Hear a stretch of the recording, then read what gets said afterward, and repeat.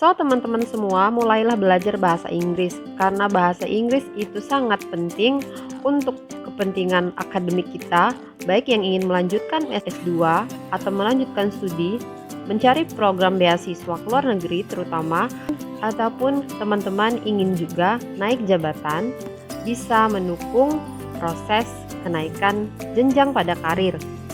Dan bahasa Inggris tentu saja bisa mensupport pekerjaan kalian, terutama jika kalian ingin bekerja di perusahaan asing atau bekerja di luar negeri. Nah, sekarang untuk pemanasan, mari kita cek kemampuan bahasa Inggris dasar kita. Kita mulai pada My mother eating an apple. Pada my mother eating an apple, apakah ada kesalahannya? Nah, bentuk soal seperti ini ada pada structure and written expression pada TOEFL test. Dan yang benar adalah my mother is eating an apple. Ini koreksi yang benar.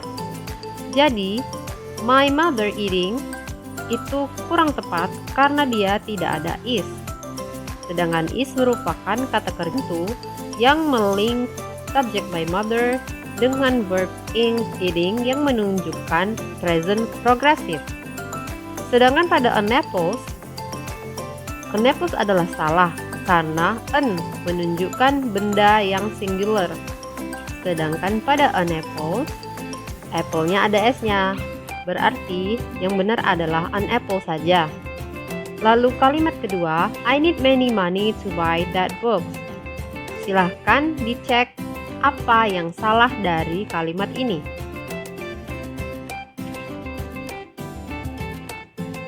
So, ini adalah kalimat yang benar. I need much money to buy those books. Kenapa menggunakan much, bukan many? Karena apa? Money adalah benda yang tidak bisa dihitung atau uncountable noun. Sedangkan that, kenapa salah? Karena di sana ada benda books. Books adalah benda plural atau jamak. Sedangkan that adalah untuk benda singular atau tunggal. Jadi yang benar adalah those books, bukan that book. Oke, itu adalah warming up kita.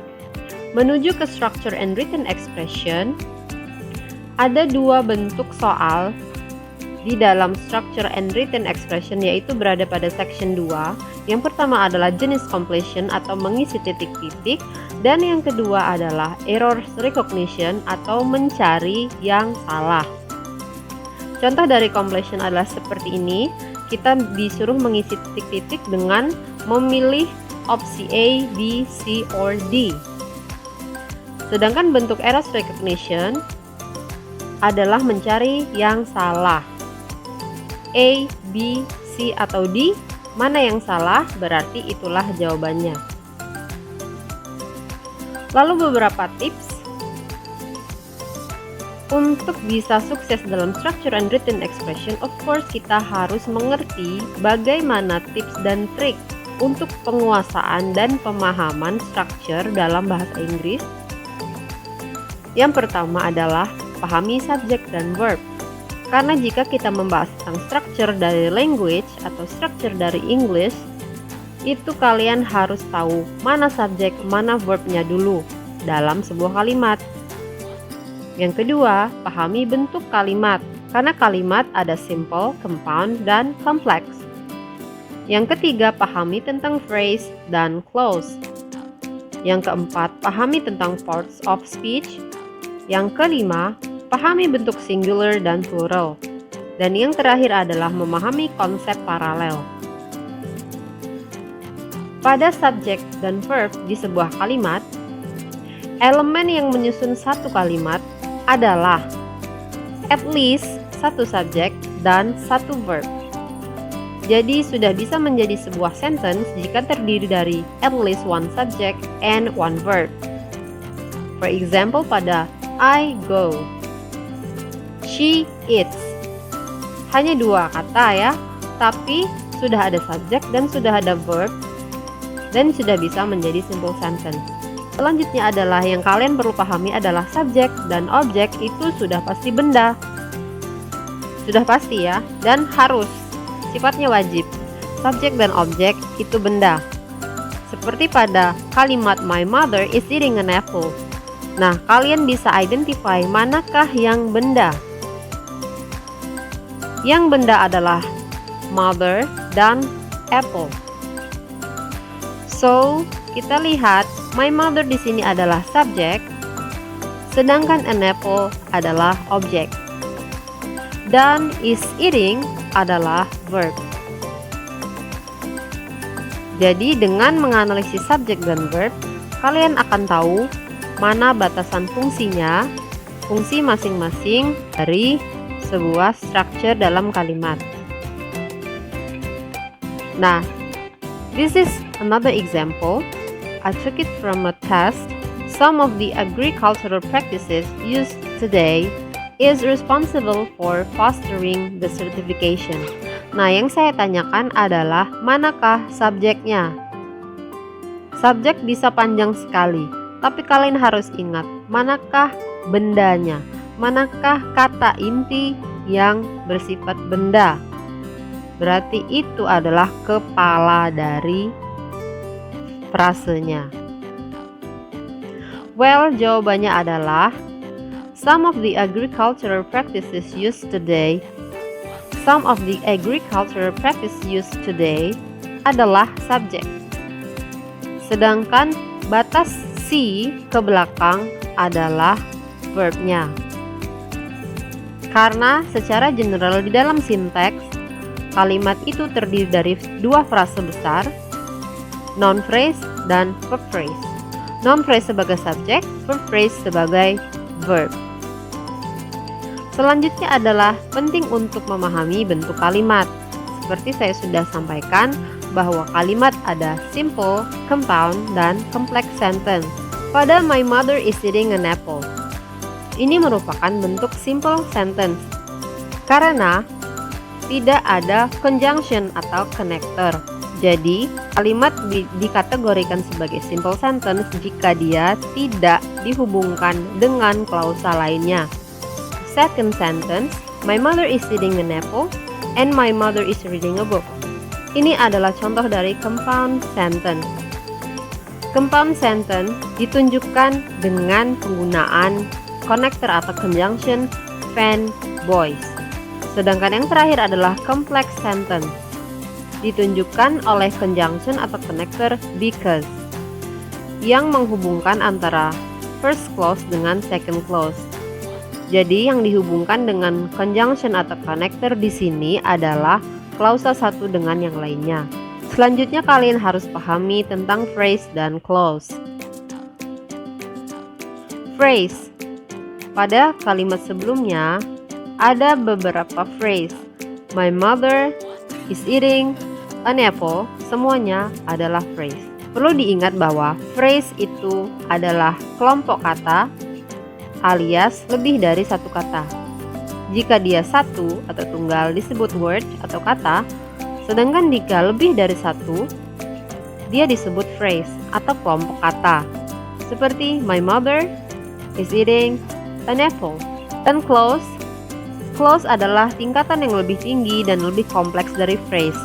Karena clause elemennya merupakan elemen sebuah kalimat, tetapi karena dia berada di dalam sebuah sentence, maka dia akan disebut dengan clause. Di dalam sentence my mother is eating an apple and my father is reading a book, ada dua clausa di sini, yaitu my mother is eating an apple dan my father is reading a book, yang dihubungkan dengan conjunction and. Clause is the part of the sentence. Selanjutnya adalah yang perlu dipahami adalah tentang parts of speech. Parts of speech atau word class atau disebut juga dengan word categories seperti pada noun, verb, adjective, adverb, preposition, determiner, dan lain-lain.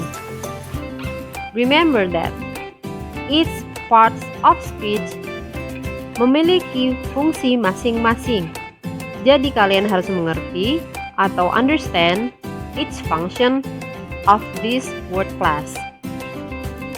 Seperti pada my mother adalah noun phrase. dia bersifat noun.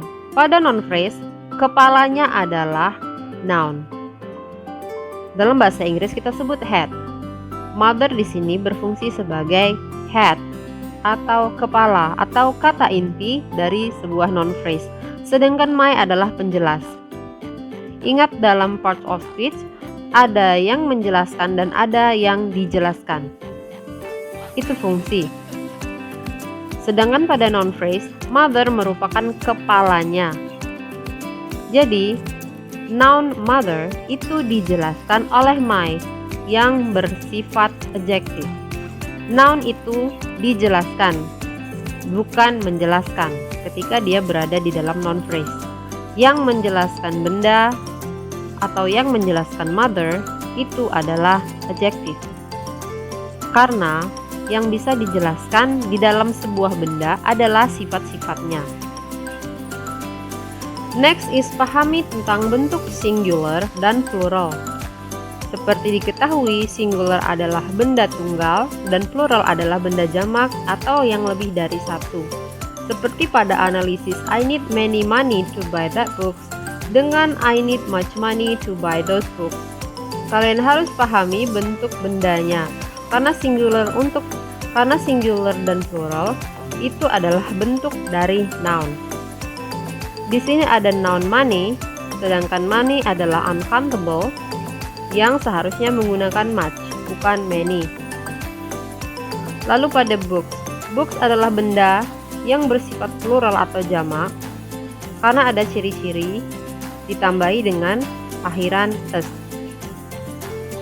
Oleh karena itu tidak cocok menggunakan that, tetapi menggunakan those, karena those adalah demonstratif yang digunakan untuk menjelaskan plural books. Yang terakhir adalah harus pahami konsep paralel.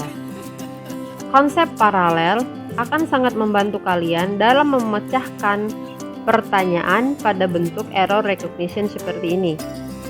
Kita lihat, konsep paralel menunjukkan hubungan A dan B. Nah, di sini yang kita bisa hubungkan adalah yang menggunakan less dan more. Less versatile. Less diikuti oleh kata sifat. Sama juga dengan more. More memiliki fungsi diikuti oleh kata sifat. Berarti untuk less versatile dan more population, dia tidak paralel. Karena apa? Karena kata population itu bukan adjektif. Kita lihat di sini ada shen.